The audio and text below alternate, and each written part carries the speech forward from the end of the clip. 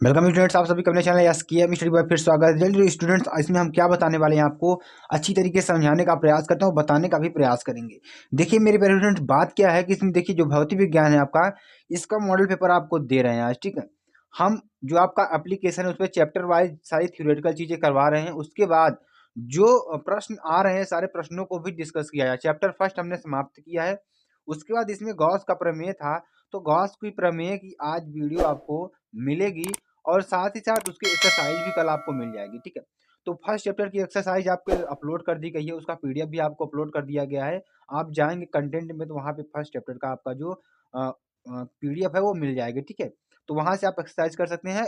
जो हमने एक्सरसाइज बताई है इसके अलावा कोई क्वेश्चंस आपके एग्जाम में पूछे नहीं जाएंगे। ठीक है, तो वहाँ एक क्रम वाइज में आपकी पढ़ाई हो रही है, तो ज्यादा से ज्यादा स्टूडेंट्स आप चैनल को शेयर करेंगे, लाइक करेंगे और कमेंट करेंगे। ठीक है, और जितने भी स्टूडेंट्स हमारे नए जुड़े हैं चैनल को सब्सक्राइब कर देंगे और लाइक कर देंगे। ठीक है, तो चलिए हम आपको बताते हैं और अच्छी तरीके से समझाने का प्रयास करते हैं। ठीक है, देखिए इसमें हम क्या बताने वाले हैं, कक्षा 12 विषय भौतिक विज्ञान 2022 मॉडल पेपर बताने वाले हैं। इसमें बहुविकल्पी प्रश्न को देखेंगे पहले, तो बहुविकल्पी प्रश्न को इसमें आंसर के साथ इसको सॉल्विंग भी करेंगे और अच्छी तरीके से बताने का भी प्रयास करेंगे।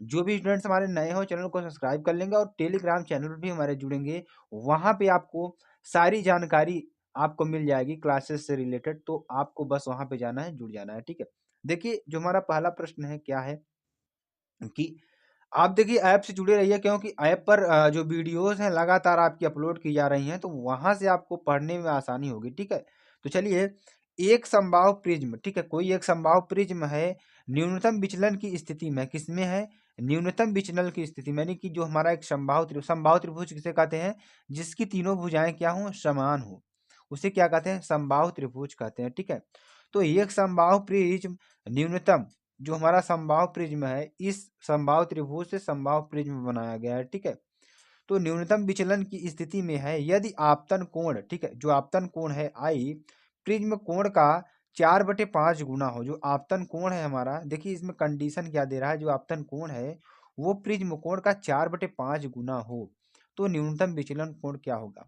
देखिए जो आपतन कोण क्या है, 4/5 इंटू 60, यानी कि चूंकि समबाहु त्रिभुज का प्रत्येक कोण 60 डिग्री होता है, आपको मालूम होगा अगर हम समबाहु त्रिभुज बनाते हैं तो इसके प्रत्येक कोण कितने डिग्री के होंगे, 60 डिग्री के होंगे, क्योंकि टोटल आपका तीनों कोण कितना बनता है, 180 बनता है। तो इस तरीके से बराबर एंगल ये बनाएंगे तो टोटल निकल के कितना आएगा, 60, यानी कि 180 डिग्री निकल कर आएगा। यहाँ तक तो आपको समझ में आ गया होगा। अब देखिए न्यूनतम विचलन की बात करेंगे, डेल्टा एम बराबर 2i माइनस ए, यानी कि 2 इंटू, अब देखिए यहाँ से जो आपतन कोण निकलेगा 4/5 इंटू 60, यानी कि इसका 4/5 गुना है, तो यहाँ से 48 डिग्री हो जाएगा। कितना हो जाएगा, 48 डिग्री हो जाएगा। ठीक है, अब न्यूनतम विचलन की बात करेंगे, तो न्यूनतम विचलन में देखिए 2i माइनस ए है, तो 2 इंटू 48 डिग्री हो जाएगा -60। ठीक है, तो यहाँ से अगर हम निकालते हैं तो 96 हो जाएगा, इसका मल्टीप्लाई करें कितना हो जाएगा, 96, 96 माइनस 60, 36 डिग्री। ठीक है, तो यहाँ तक आपको सॉल्व कर लेना है। अब चलिए आगे आपको बताते हैं अगला प्रश्न। नाभिकीय बलों के लिए, किसके लिए, नाभिकीय बलों के लिए कौन सा विनिमय उत्तरदायी है, यानी कि नाभिकीय बलों के लिए ऐसा कौन सा विनिमय होता है जो उत्तरदायी होता है। ठीक है, यह नाभिक का मूल कण माना गया है, जो नाभिक का मूल कण माना गया है। ठीक है, देखिए इलेक्ट्रॉनों का विनिमय जो होता है हमारा, इलेक्ट्रॉनों का विनिमय, प्रोटॉनों का विनिमय, पॉजिट्रॉन का विनिमय या मेसानों का विनिमय, इनमें से ऑप्शन कौन सा सही होगा आपका, ऑप्शन नंबर डी आपका सही होगा, यानी कि मेसानों का विनिमय। ठीक है, चलिए अगले क्वेश्चन की ओर चलते हैं। अगला क्वेश्चन देखिए, वी वोल्ट से त्वरित इलेक्ट्रॉन, कितने वोल्ट से, वी वोल्ट से त्वरित इलेक्ट्रॉन यम जिसका द्रव्यमान क्या है, यम है और आवेश ई है, एक लक्ष्य से टकराते हैं। यदि हम किसी इलेक्ट्रॉन को, उस इलेक्ट्रॉन का द्रव्यमान कितना होना चाहिए, यम होना चाहिए, और आवेश कितना होना चाहिए, ई होना चाहिए। ठीक है, तो अगर उसको वी वोल्ट से त्वरित कराकर किसी लक्ष्य से टकराते हैं, ठीक है, किसी लक्ष्य से क्या करते हैं, उसको किसी चीज से क्या होते हैं, टकरवा देते हैं, तो इलेक्ट्रॉन के टकराने की अधिकतम चाल क्या होगी, जो अधिकतम चाल इसकी क्या होगी, 2ev/m, ये आपका आंसर हो जाएगा। तो इसको आपको टिक लगा लेना है। ठीक है, चलिए अगले प्रश्न की बात करते हैं। निम्न कण एक समान वेग से गतिमान है, जो कण है एक समान वेग से गतिमान है, अधिकतम संवेग वाला कण कौन सा है, अधिकतम संवेग वाला कण क्या है, बीटा कण, प्रोटॉन कण, अल्फा कण या न्यूट्रॉन कण। तो यहाँ से आंसर आपका ऑप्शन क्या हो जाएगा, अल्फा कण जो होता है सबसे अधिक क्या होता है, वेग से गतिमान होता है। ठीक है, तो अधिकतम संयोग किसका होगा, अल्फा कण का होगा। देखिए कैसे होगा, संवेग p बराबर क्या होता है, m इंटू सी होता है, p इंटू एम, चूंकि अल्फा कण जो होते हैं सबसे अधिक द्रव्यमान होता है, अतः अल्फा कण का संवेग सबसे अधिक होगा। ठीक है, अब अति लघुत्तरीय प्रश्न की बात करेंगे जो आपके लिए बहुत ही इंपॉर्टेंट है। तो ऐसे अति लघुत्तरीय प्रश्न आपके एग्जाम में बहुत ज्यादा पूछे जा रहे हैं। जो भी प्रश्न हम आपके सामने ला रहे हैं, ऐसे प्रश्न आपके वीआईपी प्रश्न होते हैं। ठीक है, तो ऐसे प्रश्नों को पढ़ना आपके लिए बहुत ही आवश्यक होता है। इन प्रश्नों को आपको लिख लेना है, रट लेना है, जिस भी तरीके से करना है आप लोगों को कर लेना है। ठीक है, चलिए आपको बताते हैं बिस्मथ धातु का कार्यफलन। जो बिस्मथ धातु है इसका कार्यफलन 2.5 इलेक्ट्रॉन वोल्ट हो, प्रत्येक 1.5 इलेक्ट्रॉन वोल्ट ऊर्जा वाले दो फोटान बिस्मथ पर एक साथ आपतित हों, तो क्या वे फोटो इलेक्ट्रॉन उत्सर्जित कर सकेंगे, समझाइए। देखिए कह क्या रहा है कि जो बिस्मथ का धातु का कार्यफलन है 2.5 इलेक्ट्रॉन वोल्ट है। ठीक है, तो इसमें से जो प्रत्येक इलेक्ट्रॉन, जो प्रत्येक हमारा क्या है, धातु का जो इलेक्ट्रॉन है, प्रत्येक इलेक्ट्रॉन कितने 1.5 इलेक्ट्रॉन वोल्ट ऊर्जा वाले दो फोटान बिस्मथ पर, अगर हम दो फोटान यानी कि अगर हम दो फोटान ऐसे लेते हैं जिसकी ऊर्जा कितनी है 1.5 इलेक्ट्रॉन वोल्ट है, पर एक साथ आपतित हों। ठीक है, यानी उसका कार्यफलन कितना इतना है, और जो ऊर्जा है, दो फोटान जो हैं इतने ऊर्जा के हैं। ठीक है, वो इस पर क्या होते हैं, आपतित होते हैं, इस वाले कार्यफलन पर क्या होते हैं, आपतित होते हैं। तो फोटो इलेक्ट्रॉन, तो क्या वे फोटो इलेक्ट्रॉन उत्सर्जित कर सकेंगे, समझाइए। देखिए हम आपको समझाने का प्रयास करेंगे और बताने का भी प्रयास करेंगे। जो भी स्टूडेंट्स हमारे नए जुड़े हैं चैनल सब्सक्राइब कर देंगे, लाइक कर देंगे और कमेंट कर देंगे। चलिए आगे आपको बताने का प्रयास करते हैं। ठीक है, देखिए इसमें क्या है कि एक फोटो इलेक्ट्रॉन के उत्सर्जन के लिए, जो एक फोटो इलेक्ट्रॉन के उत्सर्जन के लिए एक ही फोटान उत्तरदायी होता है। क्या होता है, एक फोटो इलेक्ट्रॉन के उत्सर्जन के लिए एक ही फोटान उत्तरदायी होता है। उस फोटान की ऊर्जा भी कार्यफलन अधिक होनी चाहिए। यानी कि कह क्या रहा है कि एक फोटो इलेक्ट्रॉन के उत्सर्जन के लिए, कोई एक फोटो इलेक्ट्रॉन के उत्सर्जन के लिए एक ही फोटान उत्तरदायी होता है। अगर हमें एक फोटान इलेक्ट्रॉन का उत्सर्जन करवाना है तो हमें क्या करना है, एक ही फोटान उसका उत्तरदायी होता है। अब उस फोटान की ऊर्जा भी कार्यफलन से अधिक होनी चाहिए। उस फोटान की जो ऊर्जा है, यानी कि उस फोटान की ऊर्जा भी कार्यफलन से क्या होनी चाहिए, अधिक होनी चाहिए। अतः 1.5 इलेक्ट्रॉन वोल्ट का फोटान 2.5 इलेक्ट्रॉन वोल्ट कार्यफलन से बिस्मथ धातु के फोटो इलेक्ट्रॉन उत्सर्जित नहीं कर सकता। ठीक है, कहने का मतलब क्या है कि अगर हमें इतने इलेक्ट्रॉन वोल्ट का फोटान हमें उत्सर्जित करवाना है, तो हमें इतने ही इलेक्ट्रॉन वोल्ट का जो फोटान है इस पे गिराना होगा। ठीक है, तभी वह इतना ऊर्जा उत्सर्जित करेगा। तो क्या कर रहा है कि अगर इतना हम गिराते हैं तो इसका कार्यफलन बिस्मथ धातु के फोटो इलेक्ट्रॉन उत्सर्जित नहीं कर सकता।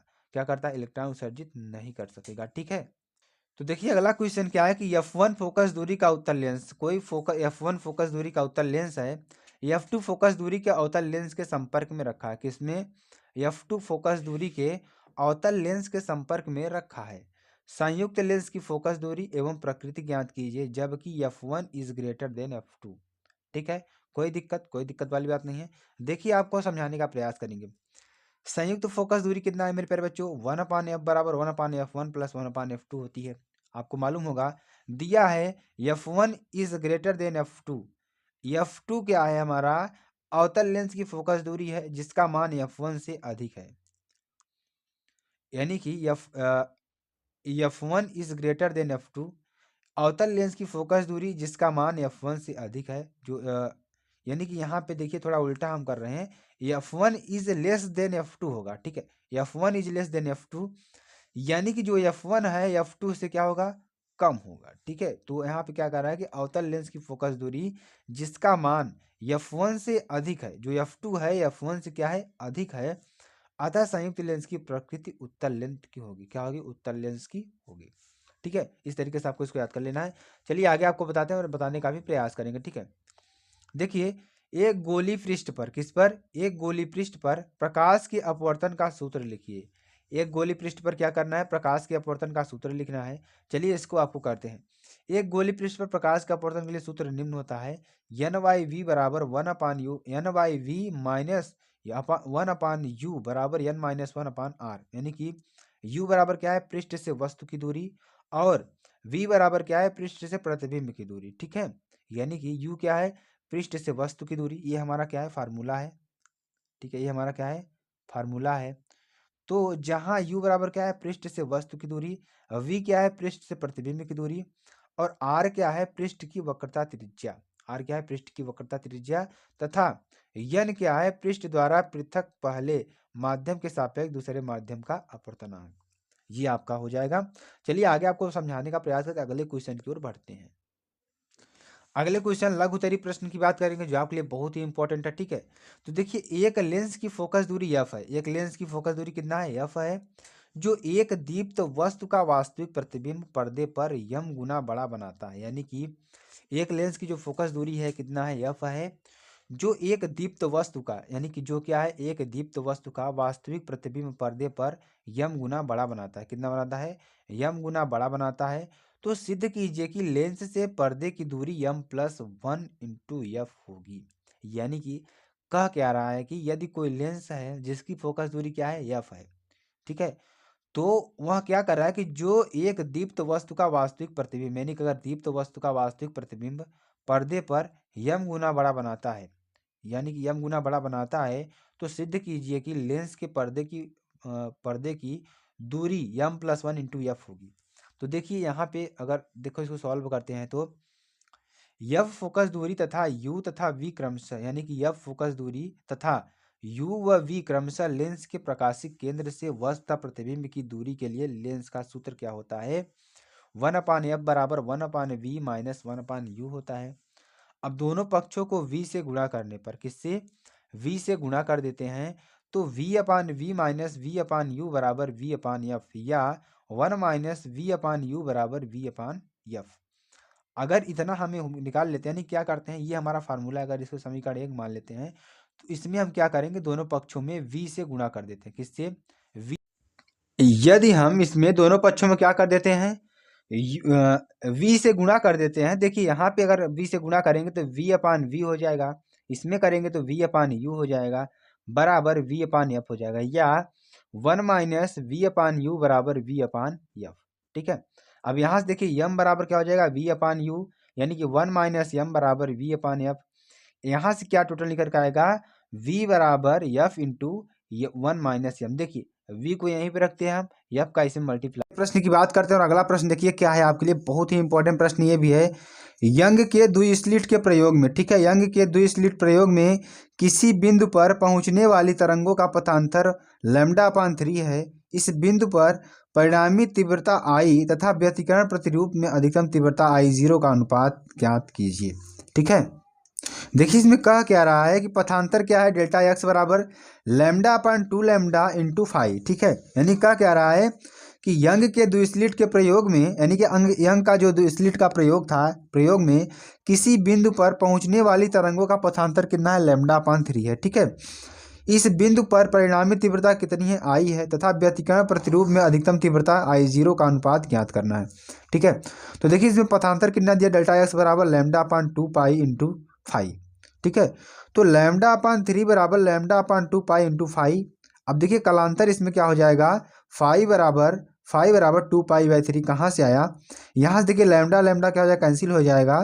तो 5 बराबर कितना आएगा, यहाँ 2 पाई ऊपर चला जाएगा और नीचे 3 है ही, ठीक है। तो कालांतर कितना आ जाएगा, 2 पाई/3 हो जाएगा, ठीक है। चलिए आगे आपको बताते हैं। आगे देखिए परिणामी तीव्रता I बराबर 4I0 cos स्क्वायर 5/2। अब यहाँ से इसको परिणामी तीव्रता निकालते हैं, 4I0, यानी कि I बराबर 4I0 cos स्क्वायर 5/2। तो यहाँ पे 4I0 cos स्क्वायर 2 पाई/3, यानी स्क्वायर पाई/3, ठीक है। क्या हो जाएगा यहाँ पे, 5 का मान कितना रखते हैं, यानी कि 5/3, ठीक है। पाई/3 कहाँ से आया, देखिए 5/2 है, तो 5 का मान कितना, 2 पाई/3 है, तो 2 से 2 कैंसिल हो जाएगा, पाई/3 बचेगा, ठीक है। तो यहाँ से अगर 5/3 हो जाएगा तो I/I0 इधर कर लेंगे, 4 इंटू 1/4, यानी कि 4 से 4 कैंसिल, I/I0 बराबर 1 हो जाएगा। ये आपका आंसर हो जाएगा, जो बहुत ही इंपॉर्टेंट है, ठीक है। अब दीर्घ उत्तरीय प्रश्न की बात करेंगे जो आपके लिए बेहद ही इंपॉर्टेंट है। तो ऐसे प्रश्नों को आपके लिए पढ़ना और इसको याद रखना बहुत ही इंपॉर्टेंट हो जाता है। दीर्घ उत्तरीय प्रश्न आपके लिए थोड़ा बड़े होते हैं, तो इसको बहुत ही केयरफुली तरीके से पढ़ना होता है, ठीक है। देखिए यहाँ दीर्घ उत्तरीय प्रश्न की बात करेंगे तो लेंज का नियम लिखिए। पहला क्या है, लेंज का नियम लिखिए। क्या यह ऊर्जा संरक्षण के सिद्धांत का पालन करता है? क्या कर रहा है कि लेंज का नियम लिखिए। क्या यह ऊर्जा संरक्षण के सिद्धांत का पालन करता है? तो प्रथम नियम की बात करेंगे तो पहले लेंज के नियम लिखना है। लेंज के 2 नियम थे, ठीक है, उन दोनों नियमों को पहले लिखेंगे। उसके बाद हम क्या करेंगे, क्या वह ऊर्जा संरक्षण का नियम का पालन करता है, इसके बारे में जानेंगे। तो सबसे पहले प्रथम नियम की बात करते हैं। देखिए प्रथम नियम क्या है कि किसी कुंडली से संबद्ध, किसी कुंडली से संबद्ध प्रेरित विद्युत वाहक बल ई का मान, ठीक है, यानी किसी कुंडली से संबद्ध प्रेरित विद्युत वाहक बल ई का मान चुंबकीय फ्लक्स में परिवर्तन की ऋणात्मक दर d∅dt के समानुपाती होता है। किसके? यानी कि किसी कुंडली से संबद्ध प्रेरित विद्युत वाहक बल का ई का मान चुंबकीय फ्लक्स में परिवर्तन की ऋणात्मक दर d∅dt के समानुपाती होता है। यानी कि E is directly proportional to minus d∅dt। यानी कि यही चीज कह रहा है कि जो ई होता है, विद्युत वाहक बल ई होता है, वह चुंबकीय फ्लक्स से परिवर्तन की ऋणात्मक दर के समानुपाती होता है। यानी कि E is directly proportional to minus d∅dt, यानी कि ई बराबर माइनस d∅dt हो जाएगा।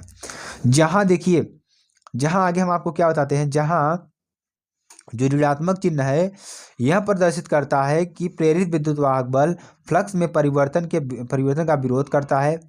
विद्युत वाहक बल का मात्रक वोल्ट होता है। यदि परिपथ में कोई कुंडली है जिसमें तार के n फेरे हैं, तब कुंडली में प्रेरित विद्युत वाहक बल E बराबर माइनस n क्या हो जाएगा, देखिए E बराबर माइनस n d∅dt। n कहाँ से आया, यदि कुंडली में कितने हो, n फेरे हों, ठीक है, यदि कुंडली में n फेरे हों तो E बराबर क्या हो जाएगा, माइनस n d∅dt। ये कोई दिक्कत वाली बात नहीं, आपको अच्छी तरीके से समझ में आ गया होगा, ठीक है। चलिए आगे आपको बताते हैं। जो हमारा अगला क्वेश्चन इसी में क्या था कि क्या यह ऊर्जा संरक्षण के नियम का सिद्धांत का पालन करता है या नहीं। चलिए आगे इसमें हम बताएंगे आपको। उससे पहले हम द्वितीय नियम को थोड़ा समझ लेते हैं और अच्छी तरीके से आपको बता देते हैं। देखिए किसी परिपथ में प्रेरित विद्युत वाहक, कोई परिपथ है अगर उसमें प्रेरित जो विद्युत वाहक बल होता है अथवा प्रेरित धारा की दिशा, जो प्रेरित धारा की दिशा होती है सदैव ऐसी होती है कि यह इस कारण का विरोध करता है। दूसरा नियम यही कह रहा है कि जो प्रेरित विद्युत धारा होती है हमेशा वही होती है या उस कारण का विरोध करती है जिससे वह स्वयं उत्पन्न होती है। क्या होती है, जिससे वह क्या होती है, स्वयं उत्पन्न होती है, ठीक है। यानी कि इसे लेंज का नियम कहते हैं। इसे क्या कहते हैं, लेंज का नियम कहते हैं। जब एक चुंबक का यन ध्रुव, यानी कि जब एक चुंबक का यन ध्रुव किसी कुंडली की ओर जाता है, यानी कि जब चुंबक का यन ध्रुव क्या हो जाता है, किसी कुंडली की ओर जाता है, तो प्रेरित धारा उस दिशा में बहती, जो प्रेरित धारा होती है उस दिशा में बहती है ताकि वह चुंबक की कुंडली की ओर आने का विरोध कर सके। यानी कि कहने का मतलब क्या है कि जब हम किसी चुंबक का यन ध्रुव किसी कुंडली की ओर ले जाते हैं, किसी कुंडली की ओर जाता है, तो प्रेरित धारा उस दिशा में बहती है ताकि वह चुंबक की ओर आने का विरोध कर सके, ठीक है। यह केवल तभी संभव है जब चुंबक के निकट वाला सिरा या चुंबक के निकट वाला सिरा है उत्तरी ध्रुव की भांति व्यवहार करे और जो कुंडली में वामावर्त धारा के कारण उत्पन्न होता है, ठीक है। तो कहने का मतलब क्या है कि अगर वामावर्त दिशा की बात करते हैं तो उसमें क्या होता है कि जो हमारा कहते हैं चुंबक होता है निकट वाले चुंबकीय क्षेत्र से लेते हैं, ठीक है, निकट वाले उत्तरी ध्रुव की ओर भांति व्यवहार करता है, ठीक है। देखिए इसमें कहने का मतलब आगे आपको बताते हैं कि अतः दो समान ध्रुवों के बीच, अगर देखिए यहाँ पे मेन पॉइंट आपका आता है कि दो समान ध्रुवों के बीच प्रतिकर्षण चुंबक की कुंडली की ओर गति का विरोध करता है। यानी कि अगर हम यन और यस की बात करते हैं, ठीक है, अगर यहाँ पे यन है यहाँ पे यस है, ठीक है, अगर हम एक चुंबक और रख देते हैं या मान लेते हैं यह कुंडली है हमारी, अगर इस कुंडली में इधर यस करते हैं इधर यन करते हैं तो ये आपस में विरोध करेंगे, ठीक है, ये आपस में क्या करेंगे, विरोध करेंगे, ठीक है। तो गति का क्या करता है, विरोध करता है। यह अगर इसमें गति करेंगे तो ये गति का विरोध करेगा, कहने का मतलब यही होता है, ठीक है। अब आगे हम क्या करेंगे, इसी प्रकार जब चुंबक से दूर जाती है, इसी प्रकार जब चुंबक से क्या होती है, दूर जाती है, तब कुंडली में प्रेरित धारा की दिशा इस प्रकार होती है कि वह चुंबक का कुंडली से दूर जाने का विरोध करती है, जो कि केवल तभी संभव है यदि कुंडली में धारा दक्षिणावर्त बहे। यानी कि कहने का मतलब क्या है कि देखिए, अगर हम यहाँ दो चुम्बक रखते हैं, ठीक है, दो चुम्बक रखते हैं, यहाँ पे यन, यहाँ पे यस, और यहाँ पे यन, यहाँ पे यस करते हैं, और यहाँ पे यन करते हैं, ठीक है। ये मान लेते हैं हमारी क्या है, कुंडली है, ठीक है, ये हमारी क्या है, कुंडली है। अगर अब इसको पास पास रखते हैं तो ये आपस में जुड़ने का कार्य करेंगे। तो क्या करते हैं, अगर इसको दूर ले जाएंगे तो दूर जाने का विरोध करते हैं, ठीक है। यानी कि अब पहले वाले में क्या था कि पास आने का विरोध कर रहे थे, इसमें क्या है कि दूर जाने का विरोध करेंगे, ठीक है। जब धारा दक्षिणावर्त में बहती है तो वहाँ दूर जाने का विरोध करते हैं। बस यही चीज़ आपको सामान्यतः समझनी है। इस स्थिति में क्या होता है कि चुंबक के निकट वाली कुंडली का यस ध्रुव की भांति व्यवहार करता है तथा चित्र बी के अनुसार विपरीत ध्रुवों को देखिए, अभी आपको चित्र के द्वारा भी समझाते हैं। इसमें क्या होता है, हमने आपको बताया ना, आकर्षण बल का जो आकर्षण बल होता है वह दूर जाने का विरोध करता है। यानी कि अगर हम आकर्षण बल करेंगे तो उसमें दूर जाने का क्या करेगा, विरोध करेगा। अब देखिए, अभी चित्र में आपको दो चीजें दिख रहा है। चित्र ए में क्या है कि इसमें क्या करता है कि पास आने का विरोध करता है, और इसमें क्या होता है कि दूर जाने का विरोध करता है। अगर धारा हमें दक्षिणावर्त में भरती है, उत्तरी ध्रुव में भरती है, तो यहाँ क्या करेगा, दूर पास आने का विरोध करेगा। अगर धारा हम जो होती है दक्षिणावर्त में अगर प्रवाहित करते हैं, उत्तरी ध्रुव में, यानी कि यहाँ पे दक्षिणावर्त हो गया, यहाँ उत्तरी ध्रुव हो गया, ठीक है, तो यहाँ क्या होता है कि दूर जाने का विरोध करता है। बस यही चीज़ आपको समझनी है और कुछ इसमें है नहीं, ठीक है। तो इस प्रकार से आपको समझ में आ गया होगा। अब देखिए, प्रत्येक स्थिति में चुंबक को गति कराने में कार्य करना पड़ता है, अतः यह यांत्रिक कार्य है जो कि कुंडली में वैद्युत ऊर्जा के रूप में प्रकट होता है। अतः कुंडली में उत्पन्न प्रेरित विद्युत वाहक बल अथवा प्रेरित धारा ऊर्जा संरक्षण के नियम का संगत है, ठीक है।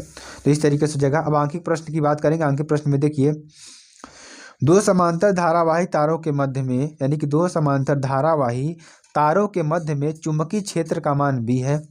यानी कि हमने आपको बताया है कि दो धारावाही तारों के मध्य में चुंबकीय क्षेत्र का मान b है, जबकि तारों में क्रमशः I व 2I धाराएं समान हो रही हैं। यानी दो समांतर धारावाही चालक हैं, इसमें एक में I धारा प्रवाहित हो रही है, एक में 2I धारा प्रवाहित हो रही है, ठीक है। धाराएं समान दिशा में बह रही है, हमने समान दिशा में प्रवाहित किया है। यदि I तार में धारा का मान शून्य कर दिया जाए, इसमें धारा का मान क्या हो जाए, शून्य के बराबर कर दिया जाए, तब चुंबकीय क्षेत्र क्या होगा, तब चुंबकीय क्षेत्र क्या होगा, चलिए इसको निकाल कर बताते हैं, ठीक है। तो क्वेश्चन आपको समझ में आ गया होगा, चलिए आगे आपको समझाते हैं। इसमें मान लेते हैं कि जो हमने तार बनाया था, ठीक है, जो हमने तार बनाया था उसमें जो दूरी है r मान लेते हैं। क्या मान लेते हैं, उसकी दूरी कितना है, r मान लेते हैं। और देखिए, r मान लेते हैं, तो आई धारा वाले, ठीक, इसमें आई धारा वाले तार के कारण मध्य बिंदु पर चुंबकीय क्षेत्र तीव्रता क्या हो जाएगी, b1 equal to mu 0/2 pi into I upon R, ठीक है। और 2I वाले के द्वारा कितना हो जाएगी, mu 0/2 pi into 2I upon R, यानी कि b1 और b2 हो जाएगा। अब देखिए, परिणामी जो मध्य बिंदु पर परिणामी चुंबकीय क्षेत्र तीव्रता जो होगी, b बराबर b2 माइनस b1 हो जाएगी, यानी कि b बराबर mu 0/4 pi mu 0/2 pi into 2I upon R minus mu 0/2 pi into I upon R, ठीक है। यहाँ से क्या हो जाएगा, mu 0/2 pi into I upon R, ठीक है। यहाँ से इसको सॉल्व करेंगे, तब सॉल्व कैसे करेंगे, अगर 2I अपान आर में से माइनस, यानी कि 2I अपान आर में से इतना घटा देते हैं तो I अपान आर बचेगा, ठीक है। कोई दिक्कत वाली बात नहीं है। यहाँ से म्यू 0/2 पाई कॉमन हो जाएगा। अब देखिए, यदि I तार में धारा शून्य होने के कारण b1 बराबर 0, यानी कि ये देखिए b1 मान के ही बराबर है, तो यहाँ से आपको दिख रहा होगा b1 जितना है उतना यहाँ मान आया है, हमारा परिणामी मान आया है, तो यहाँ पे क्या हो जाएगा, टोटल क्या हो जाएगा, 0 हो जाएगा। यानी कि b डैश बराबर b2 mu 0/2 pi into 2I upon R, यानी कि इसमें क्या हो जाएगा, 2b हो जाएगा, ठीक है, यानी कि दुगुना हो जाएगा। कोई दिक्कत वाली बात नहीं, आपको अच्छी तरीके से समझ में आ गया होगा, ठीक है। अब चलिए अगले क्वेश्चन की बात करते हैं। अगला क्वेश्चन देखिए क्या है, बहुत ही इंपॉर्टेंट क्वेश्चन ये भी है। एक इलेक्ट्रॉन 10⁻² वेबर प्रति मीटर स्क्वायर से चुंबकीय क्षेत्र में 10⁻7 मीटर पर सेकंड के वेग से वृत्ताकार मार्ग पर चल रहा है। यानी कोई इलेक्ट्रॉन है, इतने चुंबकीय क्षेत्र में 10⁻7 मीटर पर सेकंड के वेग से वृत्ताकार मार्ग पर चल रहा है, जिसकी त्रिज्या 0.60 सेंटीमीटर है। तो इलेक्ट्रॉन का विशिष्ट आवेश E/m का मान ज्ञात कीजिए। देखिए, B का मान कितना दिया, 10⁻² वेबर प्रति मीटर स्क्वायर, V का मान 10⁻7 मीटर पर सेकंड, और R का मान कितना दिया, 0.60 सेंटीमीटर। यानी कि अगर इसको मीटर में चेंज करेंगे तो 0.60 इंटू 10⁻² बराबर क्या हो जाएगा, यानी कि -4 यानी कि 60 × 10⁻⁴ मीटर हो जाएगा टोटल। अब वृत्ताकार पथ के लिए क्या होता है, R = mv/ev होता है। ठीक है, आगे बात करते हैं आपको। अब देखिए इलेक्ट्रॉन का जो विशिष्ट आवेश है E/m = v/vr बराबर 10⁷ × 10⁻² × 60 × 10⁻⁴। ये सारी मान हमने रख दिए। अब देखिए इसको सॉल्व करने में कितना मिलेगा, 1.6 × 10⁻11 कूलम। ये आपका आंसर हो जाएगा। और बहुत ही इंपॉर्टेंट क्वेश्चन है आपके लिए, बहुत ही सॉल्व करना जरूरी है। तो मेरे प्यारे स्टूडेंट्स, आपको वीडियो कैसी लगी आप कमेंट करके जरूर बता सकते हैं। फिर मिलते हैं नेक्स्ट वीडियो में। जय हिंद, जय भारत।